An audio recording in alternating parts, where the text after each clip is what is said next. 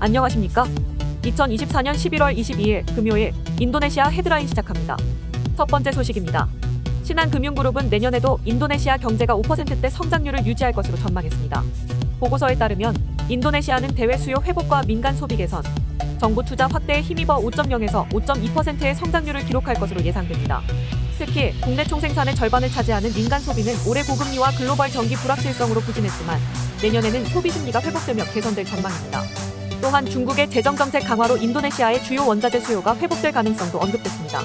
중국이 인도네시아의 석탄, 철광석, 니켈, 함유 등 주요 자원을 대거 수입하는 만큼 이에 따른 긍정적인 효과가 기대되며 미중 통상 갈등이 인도네시아에 유리하게 작용하면서 제조업 기반 확대와 투자 유치로 이어질 것으로 보입니다. 한편 인도네시아의 물가 상승률은 정부 통제 범위 내에서 안정적으로 유지될 것으로 예상되며 중앙은행의 기준금리 인하 등이 경제 성장에 기여할 것으로 보입니다. 다만 글로벌 소비 둔화와 미중 갈등, 지정학적 긴장, 루피아 환율 변동성 등은 여전히 불안 요소로 지적됐습니다. 다음 소식입니다.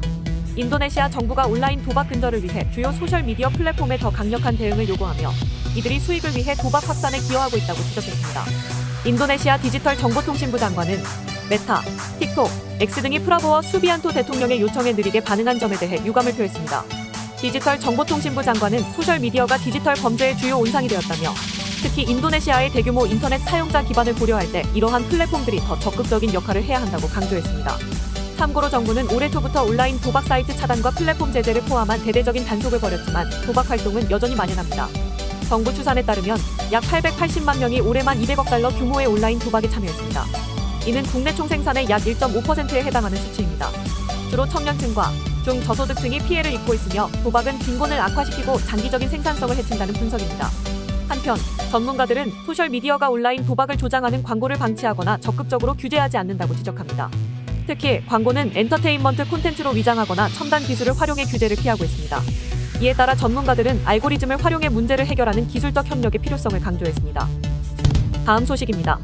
자바 지역의 낙농가들이 유제품 기업들이 우유 구매를 제한한다며 수톤의 우유를 버리며 항의했습니다. 동부자바 낙농협동조합 회장은 10월 초부터 유제품 기업들이 농가에서 우유를 적게 사들이고 있다고 밝히며 기업들은 농가에서 가능한 많은 우유를 사겠다고 약속했지만 이를 지키지 않았다고 전했습니다. 현재까지 약 80톤의 우유가 처리되지 못해 냉각 저장소와 우유 탱크로리에 쌓여 있다고 협동조합 회장은 전했습니다. 참고로 동부자바 협동조합에 속한 농가들은 하루에 100톤의 우유를 생산하지만 일부는 팔 곳이 없어 폐기할 수밖에 없는 상황입니다. 또한 중부 자바에서는 농가들이 항의의 표시로 구매되지 않은 우유를 몸에 붓는 시위를 벌였습니다. 농가들은 기업들이 현지 우유 대신 수입 우유를 사용하고 있다며 불만을 토로했습니다. 한 낙농가는 인도네시아가 필요로 하는 우유의 80%를 수입에 의존하고 있는데 그럼에도 불구하고 회사들이 현지 농가의 할당제를 적용하고 있다고 지적했습니다. 중부 자바 축산보건서비스국은 해당 문제를 농림부에 보고했으며 수입 우유가 현지 우유 구매에 영향을 미치는지 조사할 계획입니다. 농림부 장관은 기업들이 현지 우유를 계속 구매하지 않으면 수입 허가를 취소할 수도 있다고 경고했습니다. 한편 프라보워 대통령은 무료 급식 프로그램을 추진하기 위해 국내 낙농업 발전 계획을 발표한 바 있습니다.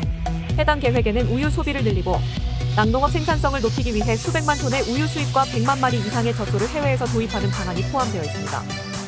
다음 소식입니다. 자카르타 살렘바 교도소에서 지난 12일 7명의 수감자가 철창을 뚫고 탈옥해 대규모 수색이 진행 중입니다. 탈주한 이들은 마약 범죄로 수감 중이거나 재판을 기다리던 수감자들로 같은 사건에 연루된 인물들인지는 밝혀지지 않았습니다.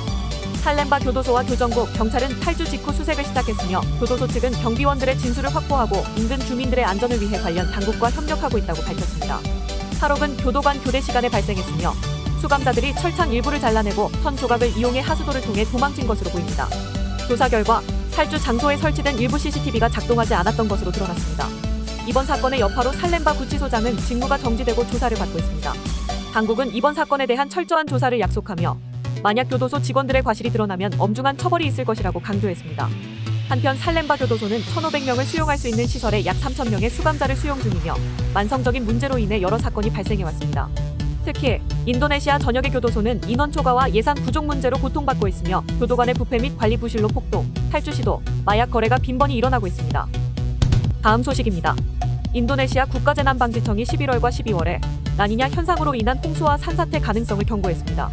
라니냐는 인도네시아에 더 많은 강우를 가져와 홍수, 산사태, 강풍, 극심한 파도를 유발할 수 있습니다. 11월 16일 기준 국가재난방지청은 이미 1,000건 이상의 홍수와 산사태가 발생했다고 밝혔습니다. 국가재난방지청 청장은 재난 대응 강화를 위해 지역 정부의 철저한 대비를 촉구했습니다. 그는 각 지방자치단체가 신속하게 재난에 대응할 수 있는 능력을 갖추고 재난 위험 지도를 만들어 관리 체계를 강화할 것을 강조했습니다.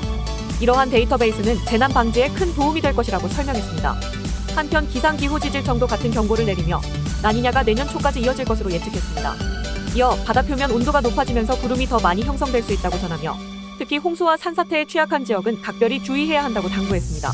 내무부 장관은 다가오는 지역선거와 연말연시 행사에 대비해 각 지역 정부가 국가재난방지청의 경고를 바탕으로 재난 대비책을 마련할 것을 요청했습니다. 다음 소식입니다. 신태용 감독이 이끄는 인도네시아 축구대표팀이 북중미 월드컵 3차 예선에서 사우디아라비아를 2대0으로 꺾으며 역사적인 첫 승리를 거뒀습니다. 지난 19일 벨로라 붕카르노 경기장에서 열린 C조 6차전에서 마르셀리노 페르디난이 2골을 터뜨리며 승리를 이끌었습니다. 이번 승리로 인도네시아는 6경기 만에 승점 6점을 기록하며 조 6위에서 단숨에 3위로 도약했습니다. 신태용 감독은 앞선 5경기에서 승리가 없어 사퇴 압박을 받았으나 중동의 강호 사우디를 꺾으며 반전을 만들어냈습니다. 특히 인도네시아가 사우디를 이긴 것은 이번이 처음입니다. 마르셀리노 페르디나는 전반 32분과 후반 7분의 빠른 역습을 통해 2골을 기록하며 인도네시아의 승리를 결정지었습니다. 특히 네덜란드 귀화 선수들이 주축을 이루는 팀에서 자카르타 출신으로 해외에서 활약하는 그는 인도네시아의 핵심 선수로 자리매김했습니다. 이날 승리로 C조는 더욱 치열한 경쟁 구도로 바뀌었습니다. 일본이 승점 16으로 조 선두를 유지한 가운데 2위 호주와 인도네시아를 포함한 나머지 팀들이 승점 6으로 접전을 벌이고 있습니다. 인도네시아는 골득실 -3으로 3위를 차지하며 4차 예선 진출권을 노리고 있습니다. 시청해주셔서 감사합니다. 다음 시간에 뵙겠습니다.